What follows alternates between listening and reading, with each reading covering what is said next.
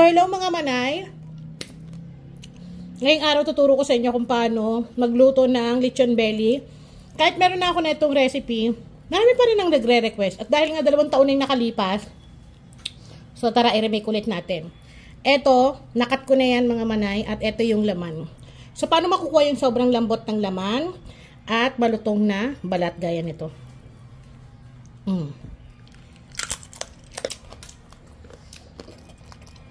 Ang sarap.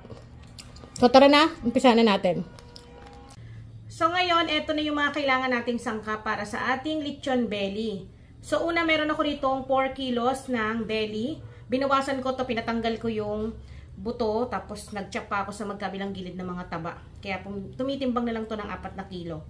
Then, sa kabilang side, nandito yung mga pampalasa na ilalagay natin. Yung ating tanlad, onion leeks, asin, oyster sauce, pamintang pino, laurel, bawang, sile.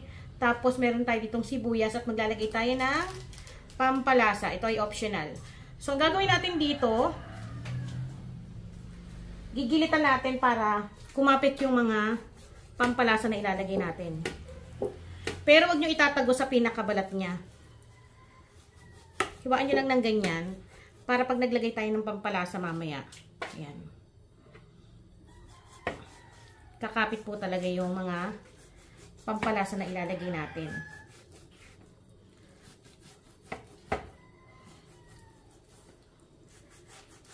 Ganito yung ginagawa ko kaya yung mga nakakatikim na mga kaibigan ko, kakilala ko, nasasarapan sila. Kasi kahit walang sausawan, malasang malasa na. Cut lang natin ng ganyan.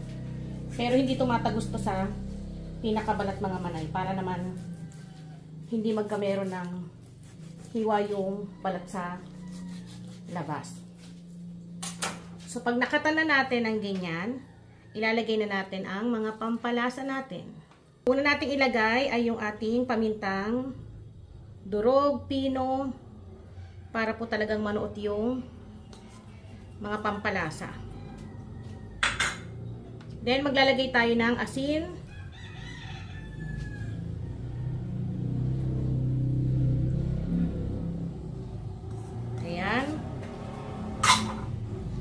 tapos, yung ating oyster sauce.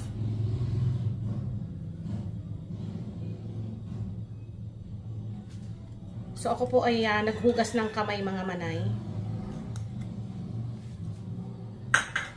Then, itong ating another na pampalasa. Ito ay optional mga manay ha. Ginisa mix. Kasi malaki itong ating belly. 4 na kilo to.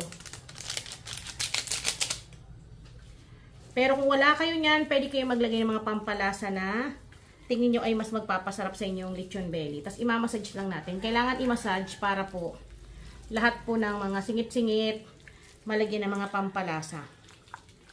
Yan. So, massage lang natin.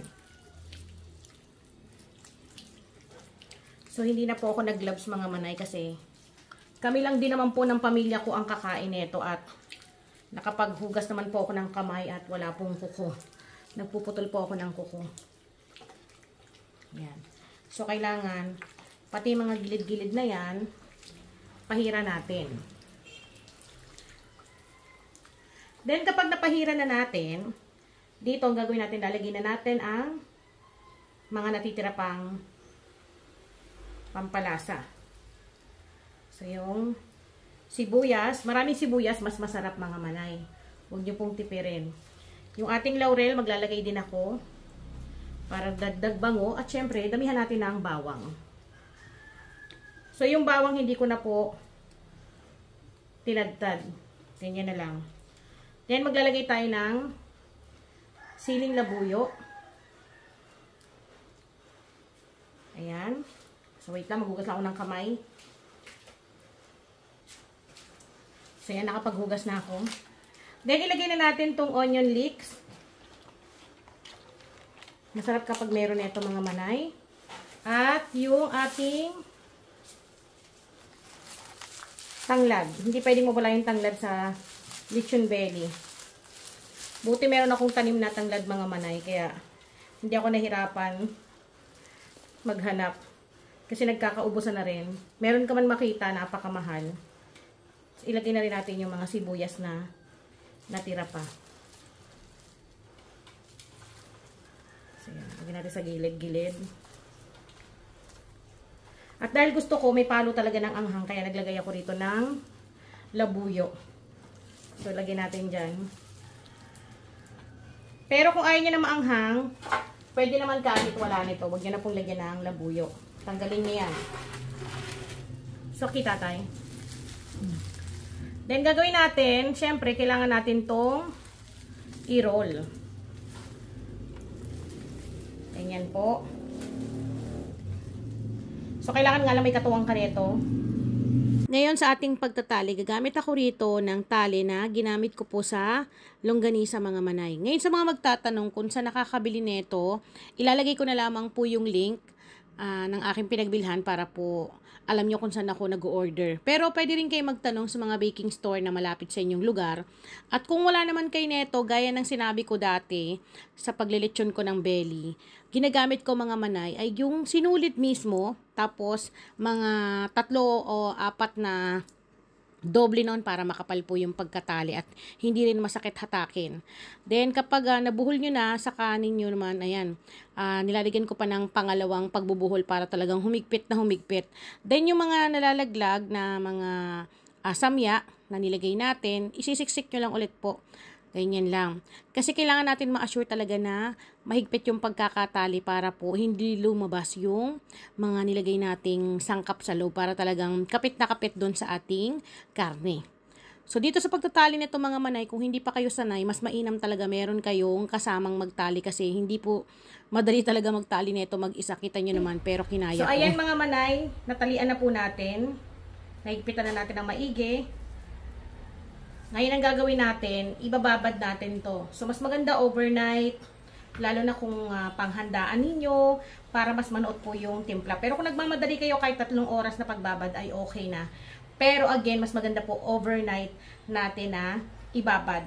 So, eto ang gagawin ko, hayaan ko lang na ganyan yan. Ilalagay ko po sa chiller para po kinabukasan ko to i-bake. Ngayon, kung wala kayong oven, pwede po ito sa diuling. So, ikot-ikutin nga lang para po talagang maluto ng maayos. Ngayon, makalipas yung pagbabad natin overnight. So, pwede na natin tong isalang sa ating oven dahil nuot na yung timpla na nilagay natin dito sa ating pork belly. So, kung meron kayong electric oven, pwede rin. Pero sa gas oven ko siya i-bake. Again, pwede ito sa diuling ha. Kung meron kayong uling dyan, yun nga lang, ikot nga lang ng ikot tayo doon. So, pero mas masarap ang luto sa uling mga manay, alam naman natin yan. At dahil nga marami kaming gagawin ngayon, lulutuin, so, sa oven na lang namin to naisipan lutuin para kahit papaano hindi bantayin. I-check lang namin every 1 hour. So, isa lang na natin to. So, ipapatong natin siya dito, tapos meron ako ditong tray na meron tubig mga manay para mag-moist yung ating pork, hindi siya matigas, maluto ng maayos. Kasi kailangan natin is palalambutin muna natin yung loob bago natin papalutungin yung labas. So, ganyan yung setup. Yung pinakatahin niya dapat nasa ibabaw para yung katas ng pampalasa natin hindi tatapon, masisipsip na ang laman. Tapos yung init muna natin, kailangan 150 lang muna sa loob ng 1 oras para maluto muna dahan-dahan yung loob bago natin yan lalaksan kapag palulutungin na natin yung nasa labas. So, pakita ko sa inyo yung malapitan. So, ganyan siya mga manay. Maglagay kayo ng water bath sa ilalim. Pwede yung lagyan nyo ng mga tanglad, mga dahon, kung ano-ano para mabango yung singaw sa ating pork belly. Tapos, lutuin muna natin yan ng mga at least 1 oras bago natin yan babalikan mamaya.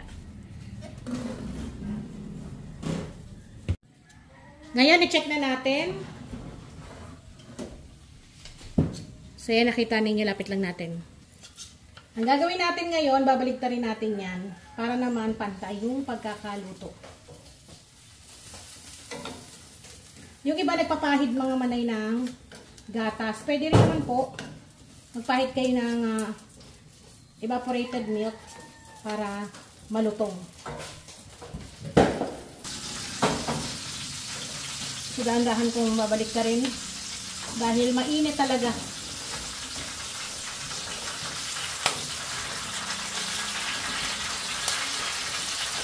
Then, i-bake ulit natin yan ng another 1 hour sa init pa rin po na 150. Ngayon, makalipas ang 2 oras, i-check ulit natin. At meron pa akong panibagong sinala. So, ang gagawin natin, papahira natin yan ng mantika mula sa mantika ng ating baboy. Nakakatulong kasi to para mapalutong yung kanyang balat. Kasi itong nasa tray na to mga manay, ito na yung pinakalangis niya. Mantika ng baboy natin. Wala nang tubig yan. So, wag nyo nang lagyan kasi 2 oras naman na natin na in-oven. Ayan, pahira ninyo. Yung iba nagpapahid ng suka bago isalang sa oven. So, nasa inyo, pwede rin po yun, dagdag lutong.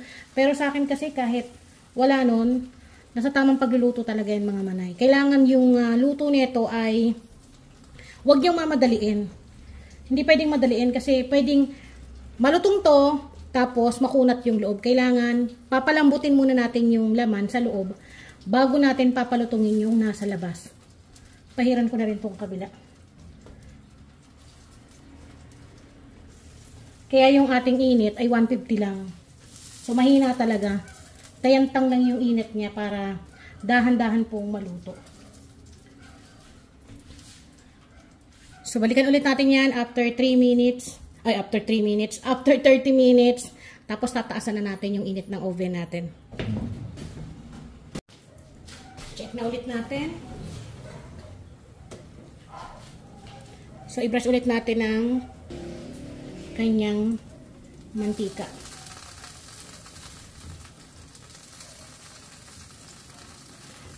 Then, tataasan ko na yung init ng ating oven. Para mapalutong na natin yung labas. 180 lang po 180 for 1 hour. Tapos, taasan ulit natin kalipas ng 1 oras.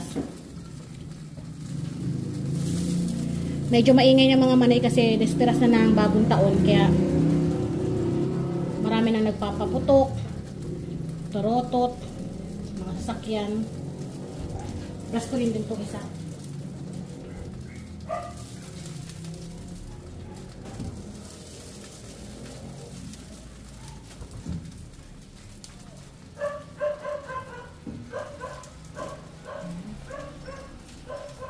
So, lakasan ko na yung init ng oven natin. Ngayon, mga manay, check ulit natin. Hindi ko na kayo na-update dahil ang dami ko talagang niluluto. At dahil nga umabot na tayo ng 4 na oras na pagluluto dito sa ating pork belly. So, luto na to. Pwede na natin tong hanguin. Pag ginaganyan nyo, hindi nyo pa talaga maririnig yung talagang totaling lutong niya kasi malambot pa po yan kapag talagang nandito sa loob. Pero kapag yan po ay tanggal na natin, napalamig, doon nyo makikita yung lutong. So dahil luto na to, hahanguin na natin dito. So kuha ko ng tray.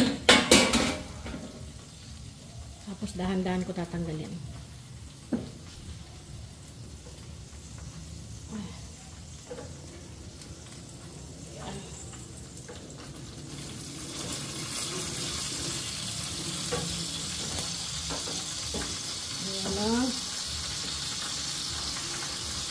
Ang ating lechon belly.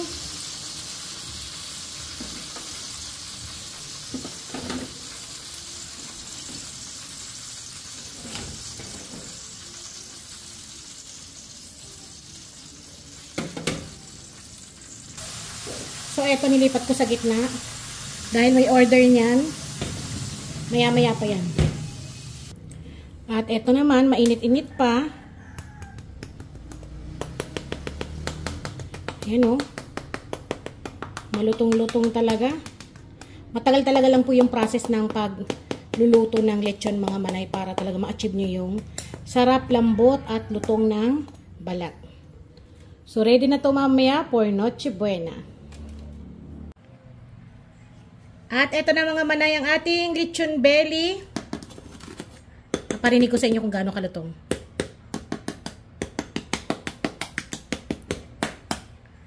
Siyempre, magkakat tayo.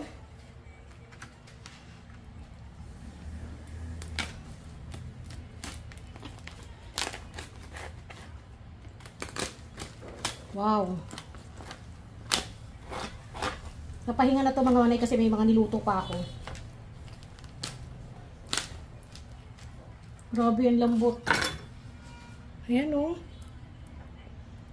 Kasi kita nyo yan. Napaka-juicy ng loob. Hindi siya dry. Kasi ito yung kanyang balat sa ilalim. Tikman natin. So, kain po tayo.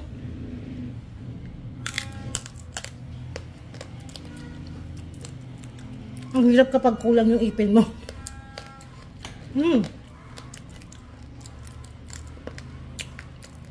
Kanina pa to mga manay. Alas 4, anong oras na? Ang lutong pa rin.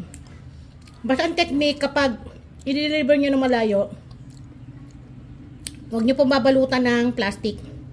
Manila paper o kung anong dyaryo na malinis na papel para puma-absorb yung pawis niya. Kasi kapag napunta yun sa balat ng ating lechon, kukunat.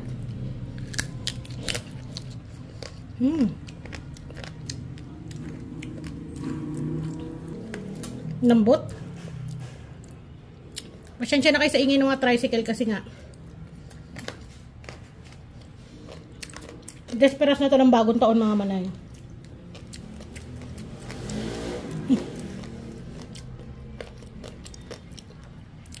Try naman natin itong laman.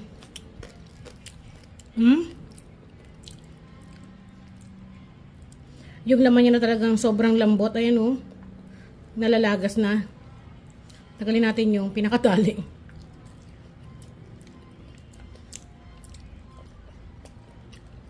Literal ang lambot. Kahit walang sausawan, malasang malasa.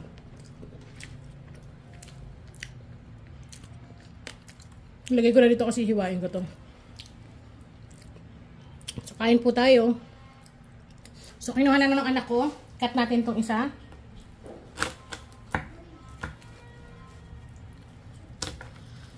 Yan. Yun ito yung sinasabi ko sa inyo na kailangan malambot yung loob bago natin palutungin yung labas. So, kita nyo yung lambot niya. Ayun o. Sabihin ko ano. Ito ate lab.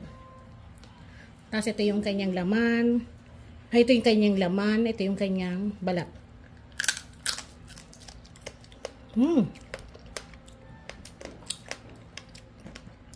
Kakainin na namin itong dulo. So, ayan mga manay, hanggang doon na lang po. Dahil ito, i-chop ko pa to, tapos ilalagay ko pa doon sa mesa namin. So, muli ako po ang inyong madiskarting nanay. Maraming salamat po sa inyong panonood. Paalam!